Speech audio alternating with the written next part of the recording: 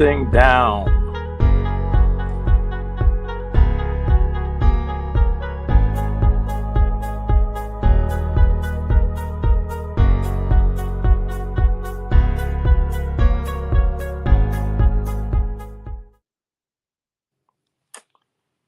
Good afternoon. This is a beautiful afternoon in Maryland, Upper Marlboro, Maryland. I hope wherever you are, if it's early evening time in Liberia, dusk is setting the right way, and you are having fun. Let me add my man, Wabba Kesali, the man with a wonderful smile. Wabba, Yes. how are you today? Been very busy, but I'm fine. I'm I fine. bet, I bet a lot of stuff happening on the ground, so you gotta be busy. Um, yeah, so want to say good afternoon, good evening, good whatever time to our listeners out there. Today really should have been a packed show, but for me, I'm experiencing some technical difficulties. Our entire uh, Verizon network went down, so I only have my phone to use, so that kind of limits everything. And only through this interaction, we know whether some stuff is working as I try to reference stuff. But all of us will have most of the stuff that we're trying to work with. So um, we just move this process forward. Yeah. Agassi Dwalo. Yes, let's review, brother. Let's review. We gotta know when you're coming on. You gotta know you always will always come with a lot of power. Yimontro Kringa, how you doing? Teddy Brooks, what's up? Kota, I hope you're having a good day. Welcome, Samuel. Welcome everybody to the show. So Molva, this week Yes. has been busy. Where do you want to start from this week? This week got just so much stuff.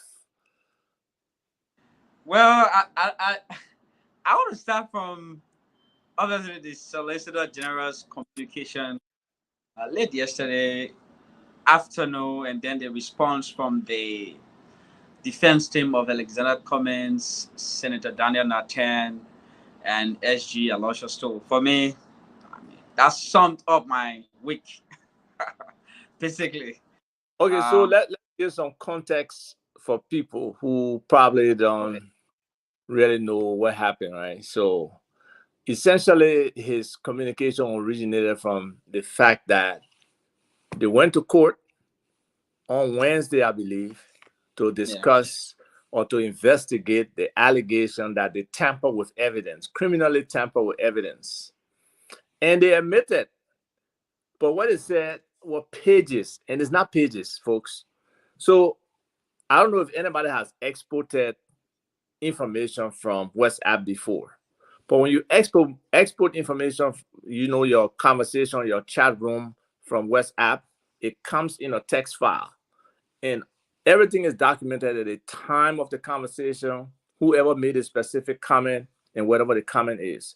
So when all that information is laid out like that, and you print a page out of that information, it was not printed before, you printed it. So you specifically excluded the information from July 2nd to July 19th, and you had to delete it. The information will not move by itself. You had to delete it.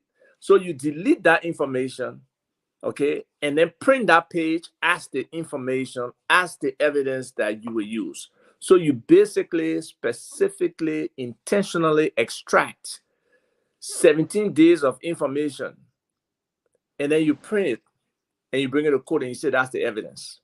That evidence is accepted.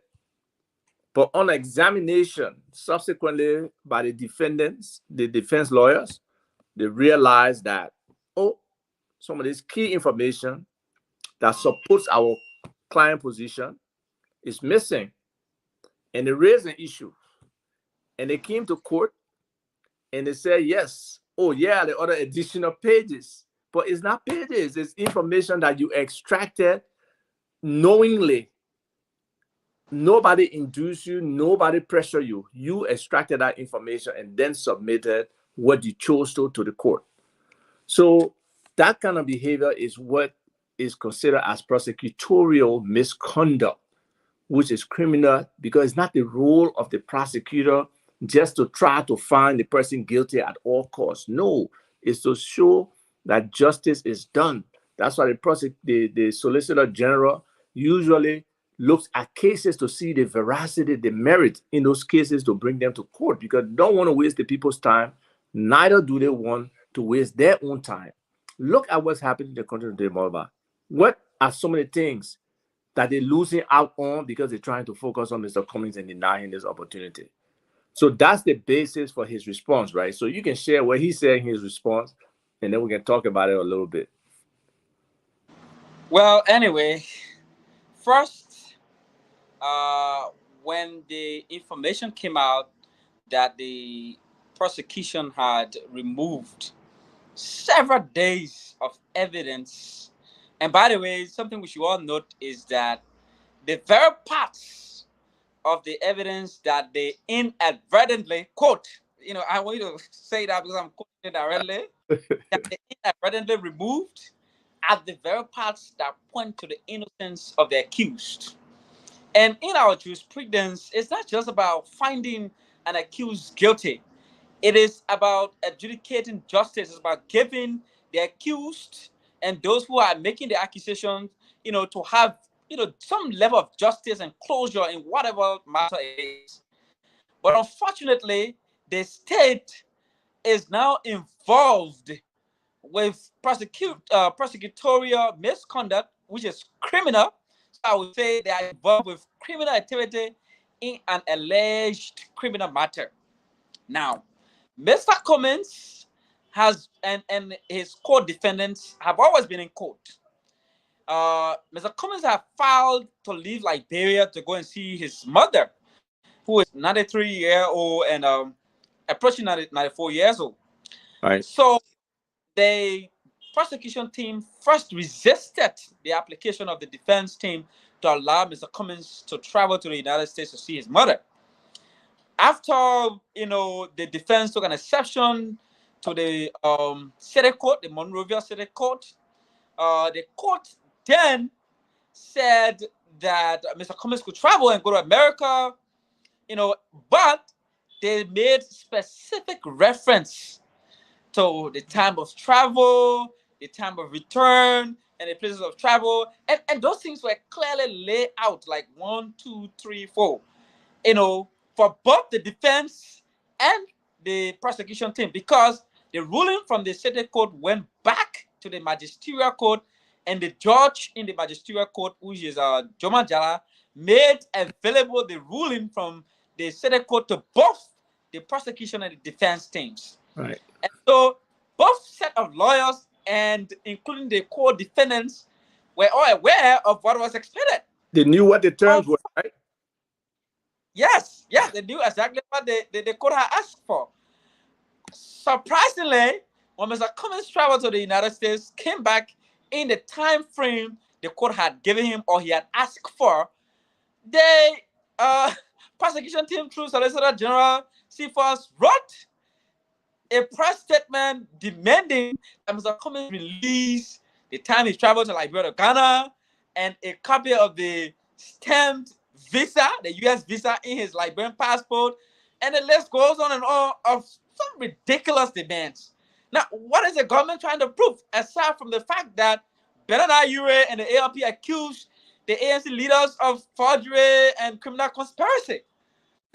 So it's unbelievable, to say the least. No, it's really unbelievable. And I think he's just trying to distract from his own criminal activity and try to shift that embarrassment to something else. And that will not hold, because it's very clear that Mr. Cummings did nothing wrong. Mr. Cummings has the right as a citizen to travel anytime and to enter this country with freedom. That's the freedom of movement he's entitled to. So I don't even think we should dwell on this and give Cephas the benefit. We should focus on his criminal stuff and try to find out whether the lawyers for Mr. Cummings are going to file to keep the case out. because he's trying to use excuses too and say, no, they didn't do anything criminal, but they did. They intentionally moved information that clearly spoke to Mr. Cummings, informing them about that final document. The man who's on the witness stand, Theo Momo, he responded very clearly to Mr. Cummings in terms of those documents.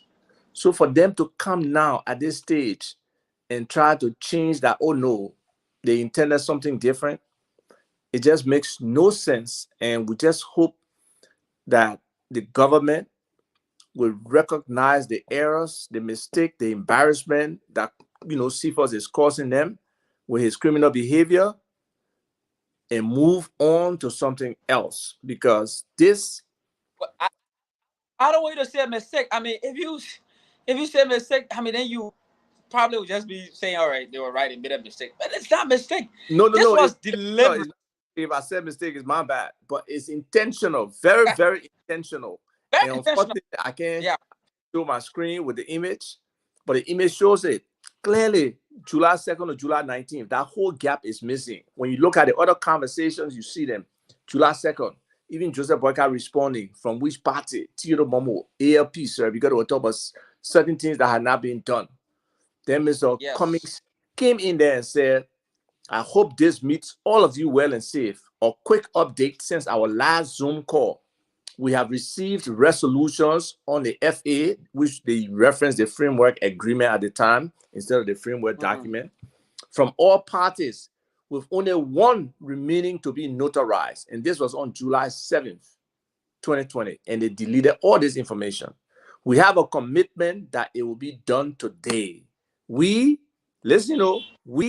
through Mo Ali, will be coming to each of the political leaders for your signature on the final framework agreement.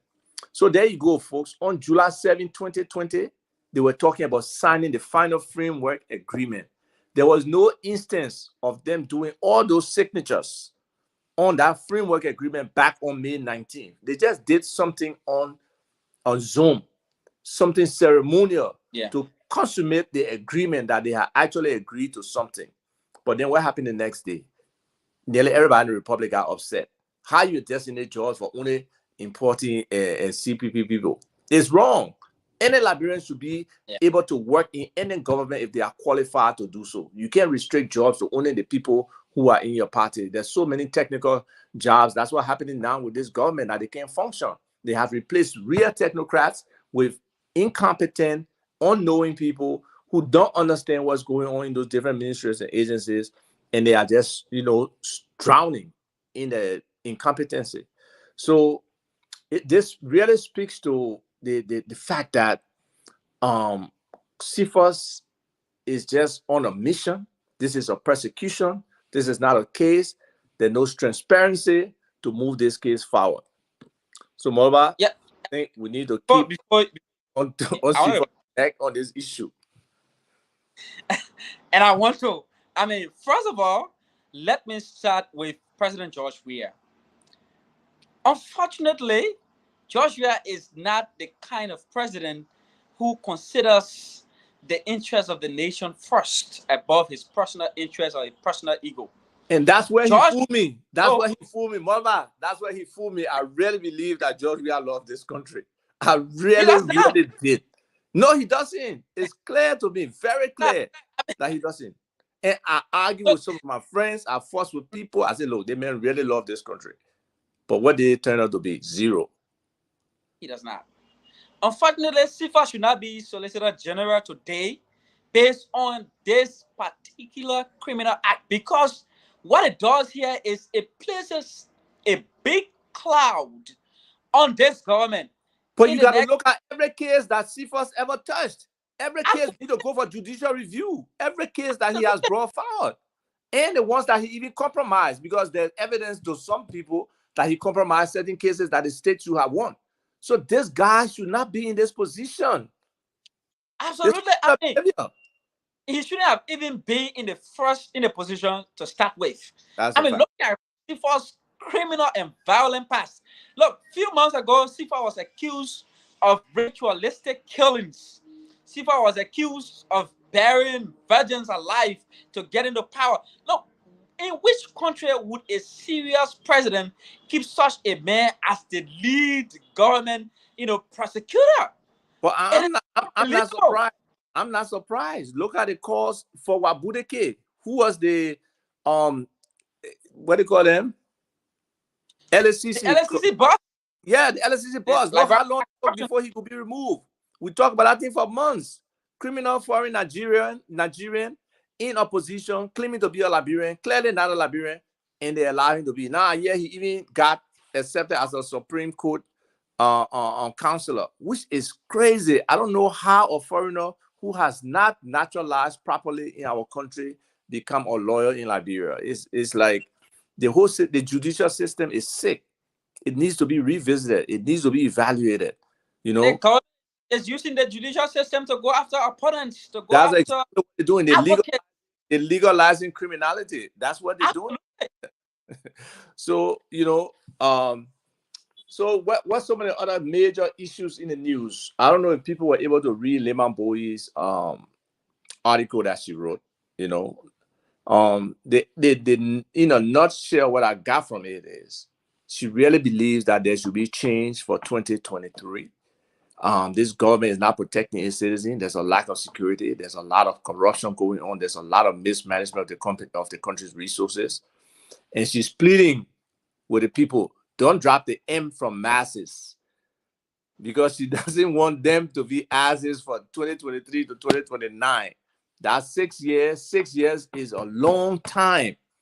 If we lose this opportunity for change and this mindset of criminality in government, blatant corruption, impunity becomes entrenched to the point that you can't even dislodge it. No freedom of movement, no freedom.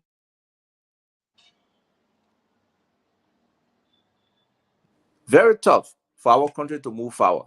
So I don't know if you read it, but for those who didn't read it, you check out Lehman Bowie Facebook page. She's very clear on where her position is, and we really, really need to work towards sensitizing our people about what it is that they are going through. Because some people have been so used to this woeful living, this living in neglect, living in poverty, living in trash, living without light, living without water, that they don't even realize that those are social services that should be provided by government, that it should be made available, not free in some instances where they have to pay for a fine, but the availability of those things are necessary for the proper functioning of them as citizens within the country. That's what the social contract is about. But that's what governments over governments have violated, you know. Absolutely. I mean, I can't. The guy is getting a lashing from these people. This Bobby Benito, I can feel sorry for him sometimes, looking for attention. I mean, so what about yesterday? Did you follow what happened yesterday at your university campus? Yes, I did. I mean, you're on mute. What about you on mute? You probably have it on mute, me. I mean, can you hear me now? I can hear you. I don't know whether the audience can hear you. I'm hearing you. I don't know. Can you guys hear me? Yes, Oru. Hello. So many people think that horrible way of living is just the way to live. They don't understand something different. Check your volume. Moba, I'm sorry. You're not coming through, so I gotta keep rolling this. Oh, so Moba, they can hear you, but I can hear you, so keep going. Go ahead. They can hear you.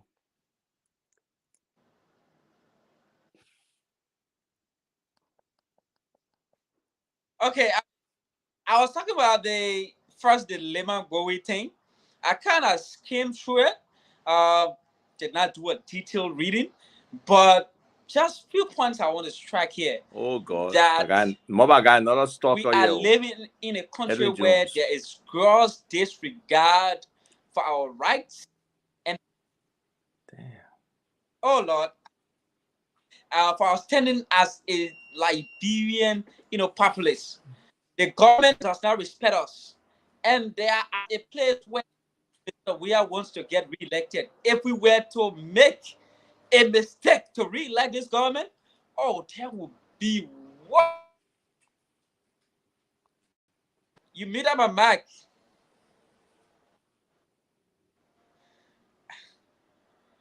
Okay.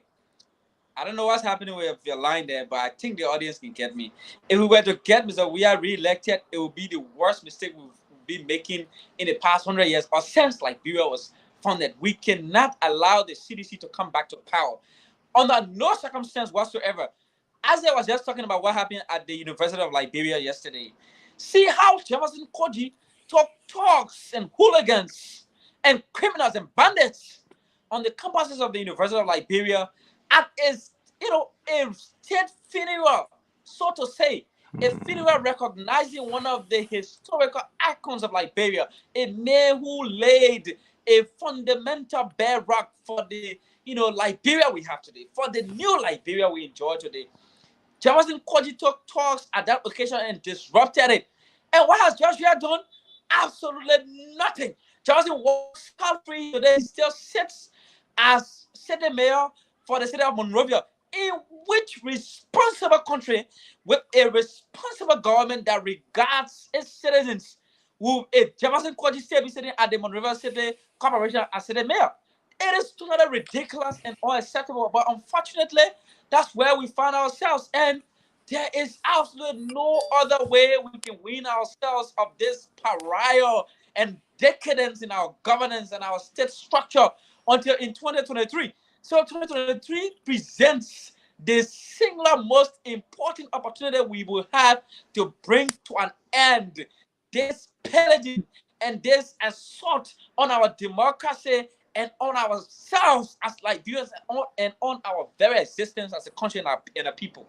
We cannot allow George Weah to get re-elected. So I mean, I don't know what's happening. If you can hear me, let me take it. Let me give it back to you here, and then you can come in. We talk about other issues. Back to you. Yeah, Mova, I really don't know what's going on with this. I hope you can hear me because I really cannot hear you. But we still have to kind of move the show along. It's some kind of blind manner. I will try to manage, but I will, say what I have to say. Then I'll turn it over to you, and you can say I don't understand this other technical difficulty because I was hearing you very fine, much earlier. So yes, the LU situation now I hear. I haven't read the press release yet, but supposedly the MCC or Major Koji has now sent out a press release with regards to the situation that happened at the University of Liberia. But in addition to that, Larry Tukpa, who I believe he's the head for the NDC, is the National Democratic Coalition, I believe. He came out and had not as a press release, but a podcast where he called for the opposition to unify. He called for George Weah to go. And he talked about, the crisis in our democracy and using political violence. And he denounced it. And he said, all the acts of this government, the level of impunity, the corruption, the unsolved murders, and all of those things that many people have been talking about. He raised issue about them. And he really, really wants the Liberian opposition to get together. And I believe, I'm not 100% sure, but I believe he was part of what the vice president recently was doing along with some other people. So it's just interesting that the opposition now are recognizing that though they may have their differences, George Weah and his leadership and the direction he's taking the country represents an existential threat to the continuity of Liberia as a nation.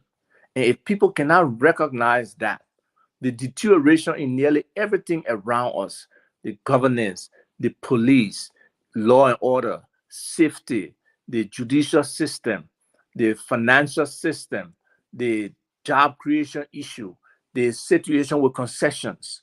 Yes, Madam Sally and them did their wrongs with 68 other 68 concessions, and these things were supposed to be revisited to be looked at in the best interest of the Liberian people. That has not happened, and that's why it's important that we find a way to change this government in a very democratic fashion where it is clear that the people's desire is something else, something different from what's being presented here. Because what's being presented here is not good governance. And there will be no way we get good governance out of this situation if we don't work towards that change. That's why the table should always be open for discussion. Regardless of what the situation is in terms of those who want a better Liberia, they should be able to come to the table and have discussions. And that's why today I know Rufus Berry put out a release. I don't know if many people have seen it, calling for Joseph Boyka to let his conscience test him. Let him be able to come out and say something about what's happening in the country. He can't be silent because he thinks, Mr. Cummings is a political opposition to him within the opposition framework, that he cannot, see wrong where wrong is being done. He cannot stand up as an individual who wants the best for Liberia to look at our situation and say what it is. So, Molba, I will stop even though I can hear you and let you have your say on those couple of things. Well, I mean, I kind of touched those very points earlier, but let me just add quite a few, right? We find ourselves in a place where it's clear that we don't want George Weah as president of Liberia. I mean, we agree on that, right? Our greatest challenge is the fact that we have two sets of people in the opposition. People who want to go back to the past and bring something that has clearly failed our country and our people. People who think we should give the former vice president an opportunity again to come back for 6 years and try to see if he can succeed at governance. And then the next set of people in the opposition are those who believe that we cannot test something that has failed us already. It has failed us before. Boakai has proven, even with his conduct in the opposition community, as you were just alluding to, Isaac, how he remains silent and complicit in the ongoing conspiratorial trial against Alexander Cummings, and how he's helping the government to get strong, and how he's making a terrible political miscalculation. Because listen, there is absolutely no benefit whatsoever, directly or indirectly, to Boakai or the Unity Party or the Liberian opposition in general from the prosecution of Alexander Cummings. If Cummings is found guilty, peradventure, God forbid, it would not happen, by the way, right? If he were to be found guilty today, how does that help Boakai's position? Or how does it help the opposition in Liberia? No benefit whatsoever. But the fact of the matter is, Boakai knows Cummings did absolutely nothing, but he sits there, and because he feels that it pleases his, collaborators or people in his circle, he wants to push on with it, and he remains silent and mute. As if, we are not saying it. Some of us who support Cummings, God forbid, right? If Boakai were to go to an election right now and he go to a runoff with George Weah, you think we would want to support Boakai against George Weah when we know that Boakai is as evil as George Weah is? I mean, you don't have to be supporting Cummings. Cummings may be your opponent, right? But there is a point where we can all go to the ticket. If Cummings go to a runoff, we want Boakai's support. We pray that he goes to the runoff and go to Boakai and say, give us your support. But if Boakai were to go to the runoff, he will want Cummings' support. So what logical reasoning does the Unity Party or Joseph Boakai and all the people around him have to be supporting Alexander Cummings being in court today, if not to give George Weah a clear chance to get re-elected? This is a clear display of gross incompetence on the part of the Boakai and his entire circle. This is unacceptable. Look at the case of what happened in the Gambia. After Yahya Jammeh has stayed in power for years, it took an older man, in fact, the oldest man in the opposition. He stood aside. He brought all other opposition political parties together. They picked Adama Barrow, who was just a treasurer in the opposition UPC, and then they made Adama Barrow, people call him an accidental president. They made Adama Barrow, president of the Gambia, because the opposition came together and someone thought to be an elder, in that entire conglomeration of the opposition community. Why Boakai cannot play that role? Clearly, he's unfortunately very old, and he does not have the energy and the exuberance and the experience and the technical know-how we need for the next president of Liberia to transform this country. Alexander Cummings clearly has those qualities and the leadership ability and the understanding to change Liberia. Why not support him? I mean, let's stand with him. He's already tested the water in 2017. 1 year, while active in Liberian politics, Cummings accumulated over 100,000 votes. That means he has the necessary and the needed vote traction to be able to beat George Weah in the next election. Let's come together, rally around him and support him instead of trying to weaken the opposition community. So let me stop there, Isaac, and let you come on. I know you can hear me, so you can come in. Okay, Mama. Again, I'm trying to read your lips here, but it's very, very difficult because you are articulating very fast. But I know the people are resonating with what you're saying. It was very sad today. Another event, I mean, this week, another event that I saw was the Justice Minister having a press conference to disrobe 4 wayward police officers. A couple of them beat up on a man at his nightclub. I believe his name is Otis Williams. The other guy beat up on a lady, like hitting her with a gun butt at the ELW junction. And then the 4th one, he beat up somebody too. And one of them is an ERU commander. So police brutality, we've seen it. We've seen so many videos how the police abuse people, physically assault people. And that level of impunity has to go. And we understand and agree with the Ministry of Justice for the actions that were taken. But in the face of the death of Princess Cooper, Melvin Tukba, and series of other people, where has that Justice Minister been to make a case for justice for those people, to accelerate police investigation, to say what measures the police will be taking to ensure better protection of lives? All of those things are just missing. And it's just depressing, that people would not see this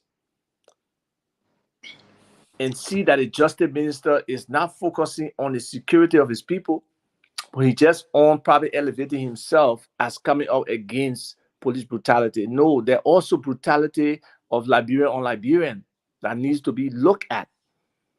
And nobody is saying all these murders and these violent crimes that are being committed are necessarily committed by government officials. No. But when the state is not doing something, then it looks state-sponsored. It looks as if they are backing these things. There's been so many accusations, especially where it has been the situation with Zogos and pavement boards and stuff, that they are being sponsored by people in government. The drug traffic, there's huge accusations there about being sponsored by people in government. So when criminality exists like this and we just let crime slide and there's no real pushback from the police or the Ministry of Justice, who controls the police, it just leaves one to wonder, what is the concern? What is the care? What is the role of the Minister of Justice or the Ministry of Justice in really ensuring that justice is done, people are protected? So, Minister Dean, you need to go back to the table with your people and find out what's going on with this princess case. Already the family has talked about the incompetence of the medical examiner, that they don't even want to be a part of the autopsy process because they feel that these folks are incompetent. From the very beginning, when Mr. Momo was on the air, he basically said they wanted money from him before they could do anything. They wanted him to facilitate everything with regards to the body. And that kind of process around deaths, around investigation, even the crime scene, when they showed the video of Princess and the police who were there investigating, it was corrupted. And you got a corrupted crime scene. What are you getting from there? What can you really use now to prove a clean case? So there's just so many issues in our justice system that need to be looked at. And just focusing on those 4 police officers is not the solution, Mr. Minister. We need to focus on these murders and these violent crimes that are going on. Back to you, Molwa.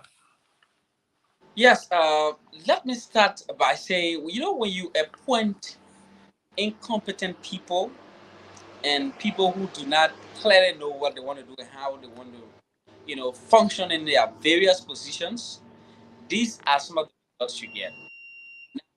One of the advantages of electing a president who is qualified, competent, and able to function as president is that he appoints people who are equally or way more competent and qualified. I mean, it has to be a leader who is, satisfied with himself, who is, who feels good about himself, who knows what he knows and who knows what he does not know. Unfortunately, Mr. Weah is incompetent.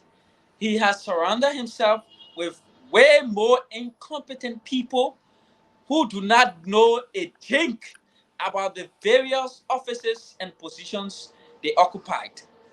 The justice minister, if you listen to a major talk show in Liberia yesterday, the Spoon Talk, the justice minister clearly stated that what transpired at the University of Liberia was nothing worth reporting about. Right now, that is a clear evidence. What happened yesterday that Jefferson Koji is one of the sponsors of the illicit drugs and proliferation of drugs in the Liberian society. Because all of the boys that were with Jefferson Koji are all drug abusers. I mean, you can tell literally just looking at their faces that they were all in drugs. Now, Jefferson Koji should be on an investigation, for having that number of young people unemployed, abusing drugs, all around him everywhere he goes. And that was not, by the way, that was not the first time for Jefferson Koji to, deploy that gang, to assault people. Unfortunately, nothing will happen to Jefferson Koji because the justice minister does not even know what he wants to do. Now, at this point, the government should be doing everything it can to ensure that the family of Princess Copper feels at least, satisfied to some extent about how they are, running the entire investigation around the mysterious death of their daughter, which is very painful and hurtful for the entire Liberian population. Look, what happened to Princess has a psychological impact on the entire Liberian populace. People are afraid that foreign nations in Liberia are watching what is happening to Liberian citizens and how the government is so incompetently handling these situations. It's unfortunate to be going after these minor police officers in a face-saving attempt. It's unacceptable. Look, the Justice Minister, Musa Din, should not even be Justice Minister as you speak. I mean, let's start with that. We should have someone else in that position.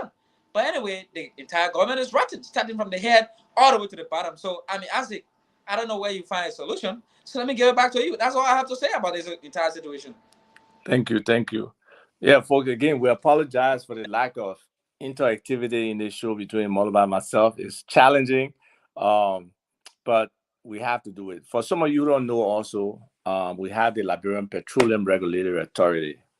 They are responsible for the petroleum sector and they are separate from NOCAP. So they are the regulatory branch of the petroleum sector that's going to be monitoring stuff, concessions, and all of those things.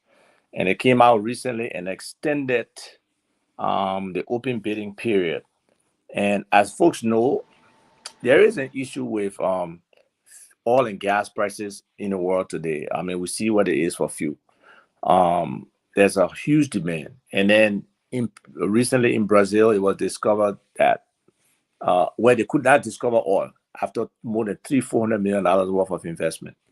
So Liberia can be looked at as an option because people do believe we have oil. We ourselves believe that we have oil. It's just that it hasn't been found. But for those people to come and invest significant dollars in our country, it takes them to have confidence in the government. It takes them to have confidence that there's independence in the negotiation with the Liberian Petroleum Regulatory Authority. But the way it is right now, with this open bidding and open discussion, a lot of people are hesitant to bring their business to Liberia. So though we see this as an opportunity, and definitely the LPRA, NOCA, and the government see this as a huge opportunity to attract people to the sector, they need to attract the right people. So now TGS, who's like a data collector, seismic data collector, is now trying to see if they can put in a bid for an oil block or whatever. And that's it. That's again, it's going to be another scam. They have never drilled an oil well before. Yes, they've been collecting data, but they don't understand the business. So it would just be another situation where it will be somebody, and because of the close relationship with the government of Liberia over time and them being a partner in this area, they may get the bid. But what do? They will go and flip it. So many people have flipped it from a garbage collector to a junkyard dealer, to whoever we give our resources to without really thinking about it, because we have people in these positions who don't value the Liberian people, who don't value the Liberian resources, but just looking for kickbacks or opportunities in the moment to benefit from. So until we can get to that point where we have leadership that values the interests of the Liberian people, that really wants to make a difference for the Liberian people collectively, that will look at our resources, will look at those foreign direct investment present and see what kind of value addition can be placed on those things, we are in terrible shape. We are in very terrible shape. And those things have to change for us to move this country forward. If we don't change some of those things, we don't change the people who are in place facilitating those negative things to happen to our country, we can't move our country forward. So it's important that people understand these little nuances. You know, not too long ago, we were fussing about the 5% equity for Liberians that the WIA government shifted to 5% equity for Liberian-owned companies. That's a big difference between 510 Liberians and the companies they own getting 5% equity in any oil sector arrangement versus that having some kind of national fund that 5% goes to in the best interest of all Liberians. So if we as people cannot educate our people, cannot recognize those distinctions and be able to educate our people for them to understand how corrupt this government is, how they are really changing the laws to fit their own purposes, where do we go? We'll be so wrong that people will be complicit and sit and just let things happen to our country, to our government, to our citizens, and not talk about it. So, Morba? Well, you know, the issue of oil. Morba, what did you just do? I can hear you now. What did you just touch? I didn't do anything. I mean, I don't know why you're not hearing me, because I the can hear you audience now. getting me. I mean, I'm loud and clear. I try to play the Facebook video, and I mean, I guess people are hearing me throughout. Unfortunately, you cannot hear me. Maybe you click some button or whatever you did there. No, I touched anything, but go ahead. I'm happy. Anyway, the point here is that the oil sector remains the last, major frontier in terms of resources or natural resources that has been untapped in Liberia. And it presents a huge opportunity in as much as the world is trying to get rid of fossil fuels right now, but it presents a major opportunity for us to, basically get some wealth and change Liberia, totally or dramatically. I mean, that would be like a magic wand, like just swirling Liberia, different country, right? But unfortunately, we don't have the right people in government at this point to be able to utilize the resources that we accrue from that sector to be able to change the livelihood of our people. That would not happen. I think it just presents a beautiful opportunity for more people to line their pockets and abuse power and steal more and abuse our resources. I mean, that's just all it is. It's unfortunate, but that's where we find ourselves, and there's no way around this. There's no other way to put it. If we would drill oil, we should pray that it should not be under George Weah. I mean, let's literally pray for all the technical hitches to be happening until the next government comes. A more responsible government to come to power that will be about changing the lives of Liberians and changing the country and ensuring that the right things are done from the get-go all the way to the latter stages. Because look, you just mentioned the United Party government signing 68 bogus concession agreements, right? We don't want to repeat that in the oil sector. I mean, that would mean we'll be losing millions of dollars. We'll be losing millions of dollars that we should not be losing at this stage. Where we find ourselves, we are struggling mightily as a country and as a people to find our feet. This is not the time for people to be wasting our money and abusing state power. Look, let's pray that whatever Josh we are doing, it should not work until the next responsible government comes. because it's all about kickbacks, shorting investors, and making our what's best for them, not for the Liberian people. And that's a sad realization. I know many citizens, like some of the ones under here that are causing noise, are worried about. But look, you have to make a decision without question, and we'll bring some of these comments up here. Another person, so we'll touch on these comments, folks, because it's important for people to understand, what the feedback is from people who are listening. So, yes, somebody here apologize to the Liberian people. I'm not sure apologize for what, but we have said, admitted that we are sorry to the Liberian people for pushing the CDC as an institution. Because the CDC, if the CDC have followed its own principles and held George Weah accountable instead of taking it as some demigod, it will be a different government, because there will be demands from the party. The party will be strong enough to push and to make demands on how the government should go, not how one individual wishes the government should go.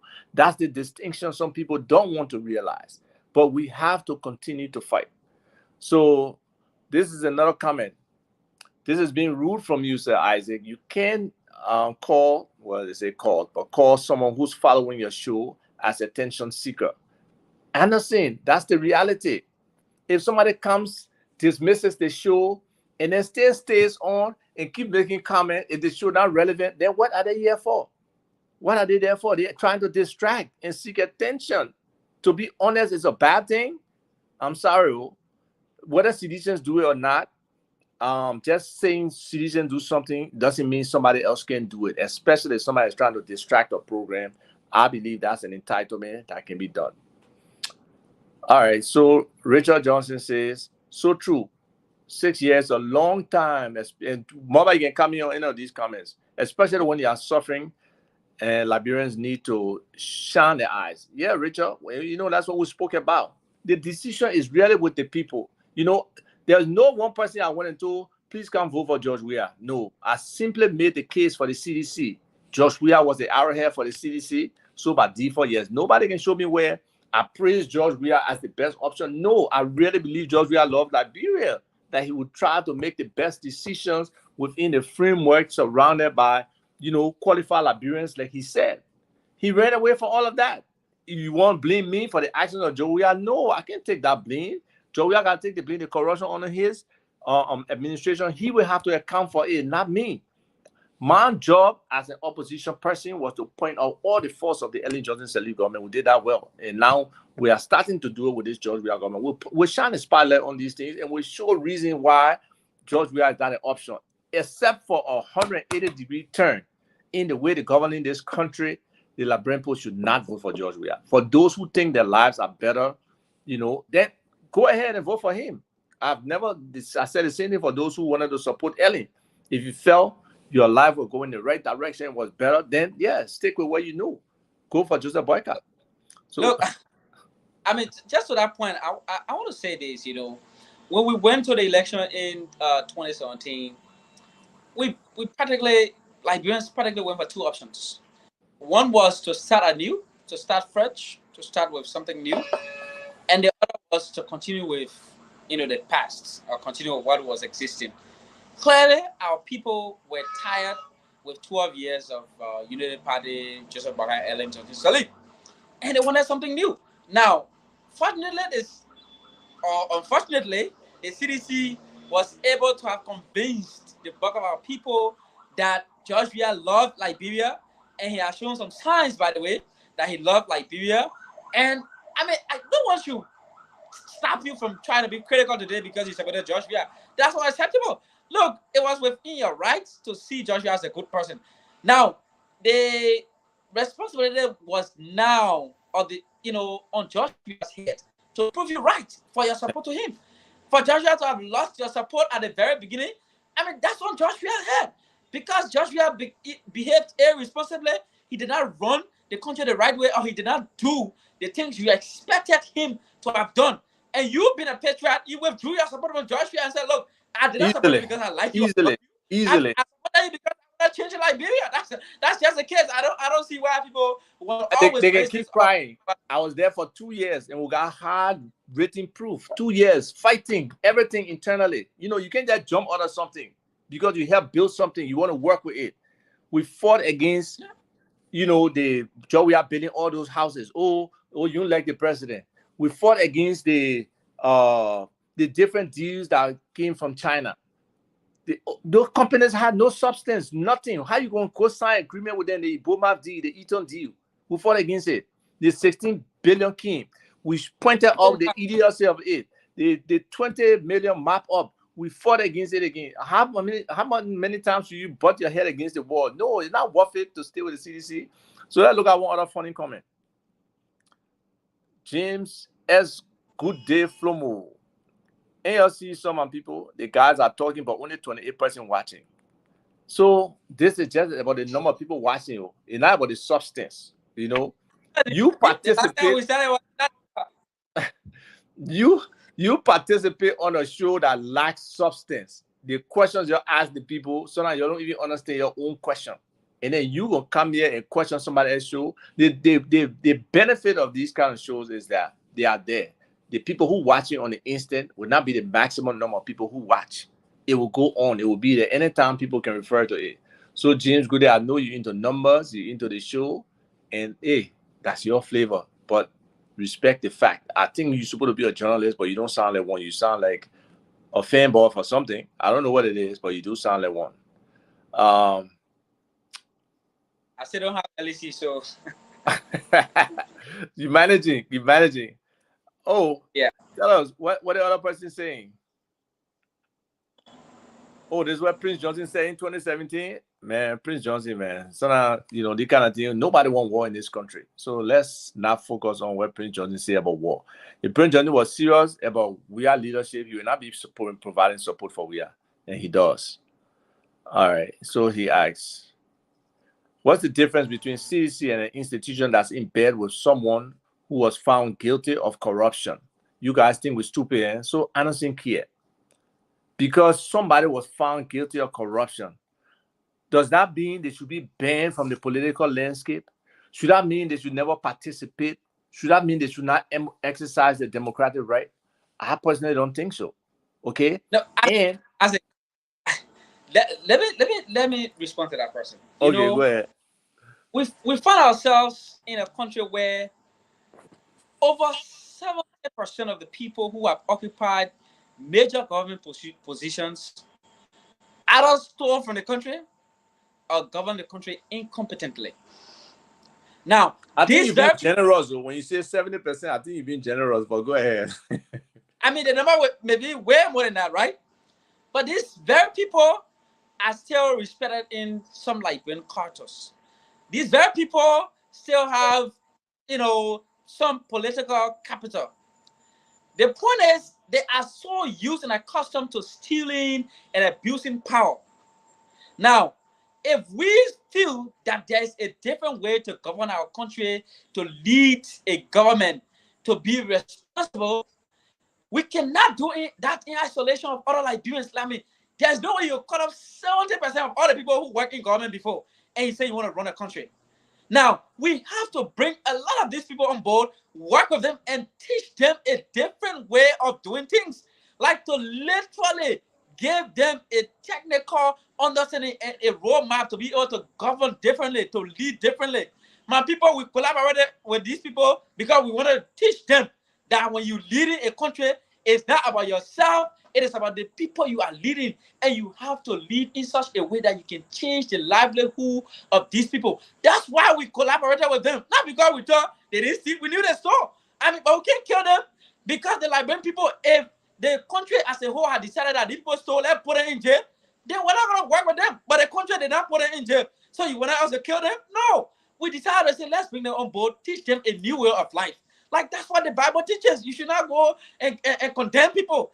Give them an opportunity to see the right thing, to do the right thing. And that's what we did. You should be happy that we decided to collaborate with people. Now, you cannot blame us that these people decided to remain criminals and decided that they will not change from their evil ways. Well, we're not giving up, but we have to get this power and be able to show them a new way of life. That's all I can say to that. Wonderful. So this other person, again, you were committed to bringing George Weah to power no matter what. And that's completely wrong. Because in 2010, we did the analysis and the Bromsky-Weah ticket was the best ticket.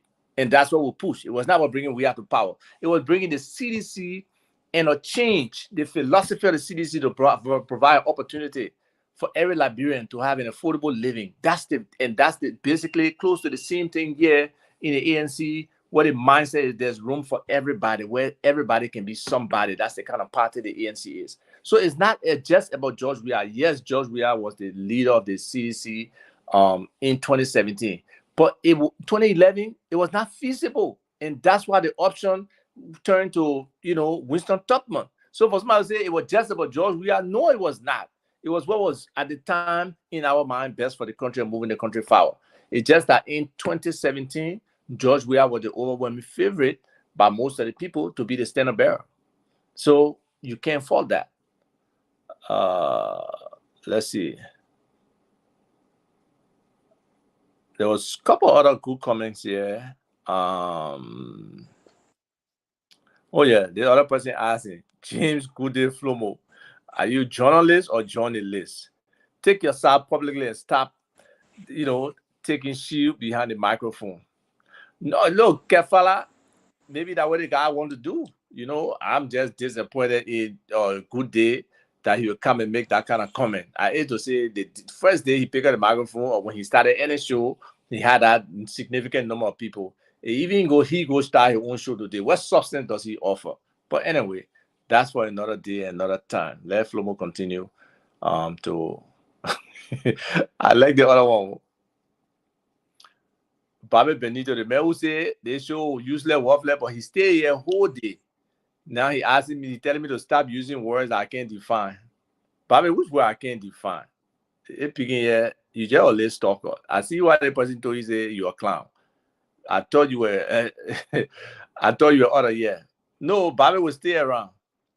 What that person say? You brought we out to us and we voted. Now you are saying you made a mistake and we should vote for Cummings. No, I'm not telling you to vote for Cummings. I'm saying Cummings is the best option. I want you to use your own discretion. In my opinion, Cummings is the best option for Liberia today. Cummings has the competence, he has the network, he has the experience, he has the exposure, he understands the Liberian problems. And he, as a leader, is a hard worker. He'll be involved in changing this country. He will not sit to the side and let quote unquote or McGill or Twe just run circles around him and do whatever they want in the country. No, Cummings will be actively involved, hands-on management of this country and trying to change the trajectory of this country where it will be when he takes over. So no, it's not about me bringing we out of people and you voted. I'm presenting Cummings as an option. I gave you the reasons why. I gave people the reasons why I supported Weah because I felt he believed that he loved the country and he wanted to make a difference. I didn't say he had the competence, he was the most capable, he had the biggest network. No. So people should understand that distinction. But hey, I can't force you to learn. So that's what it is. There's somebody else here. It might have went on my own picking. Yes, we made a mistake. However, Weah is not an option come 2023. Weah will be the option for some people. We can't change that. We can't push it. And that's their choice. But he will be the option. So let's run through this quickly so we can end this. The former VP not in charge, Anderson Kier, deception. All right. So we look at this last comment. Last two comments. Joe Bimba. The challenge is that it takes time to build relationship with voters. Cummings may have the competency, but the time required to develop relationship with voters is really not on his side this 2023. Despite Boyka's weaknesses, it will make practical sense that Cummings and Boyka collaborate. As things are now, there's really no clear pathway because there are so many independent voters that are demotivated because the conflict between Cummings and Boyka. There's no real conflict. It's two persons who want to be president. Boyka refuses to participate in the CPP primary. So the party from the exit. And the voters should not be demotivated. They should understand in a democracy, people can pursue their ambition. People can want to be president too. And at the end of the day, there will be two persons standing because it will not be a first round victory for anybody. There will be two persons standing and people then can choose who they want, whether, is Weah Cummings, Weah Boyka, Boyka Cummings, they can choose at that point. But in my mind, I believe the other two people in the opposition, and you can add Tewon Gonglo, are better options than we are at this point. And we just have to realize that. Miata Stella Herring says, you don't have your own mind, you're blind and deaf. If the man said sold you George Weah based on the person he knew, and that person come and surrounds himself with a bunch of inner people who are not performing their duties, and he sits and condones. Should he sit and condone such behavior, you hold the man responsible. And thank you, Miala. That's a simple translation there of somebody switching direction and doing something different. So we want to say thank you today. This you know, was a wonderful time with you. This hour spent. Unfortunately, we can't go longer than this because we got limitations in terms of my own network, utilizing my computer, all of that. But again, we'll be here every Friday at 2 p.m. Eastern, 6 p.m. GMT. But also on this coming Wednesday, we are going to start a show, Rebuilding Liberia. We'll talk about the fundamental building blocks of what needs to happen for us to move this country forward. So we hope people can participate and join us as we deliberate on these issues and explain some of the complexities. Nobody says it's easy to build a country. It's not. But we have to be prepared to do the grind work, the hard work, the foundational work that we can build on. Because if we keep going at this rate without building the right foundation in terms of infrastructure, in terms of mindset, and so many other things, this country is not going to move forward. We'll be in a very, very tough situation. So again, I want to say thank you for watching this hour. I know it's short compared to what people really want, but we'll continue to build. Share the show, tell other people about the show, and hopefully we'll keep surprising Mr. James Goodday Flomo as we increase our viewing list and provide, informative and educational content to the people who come to watch our show. Thank you. Have a wonderful day.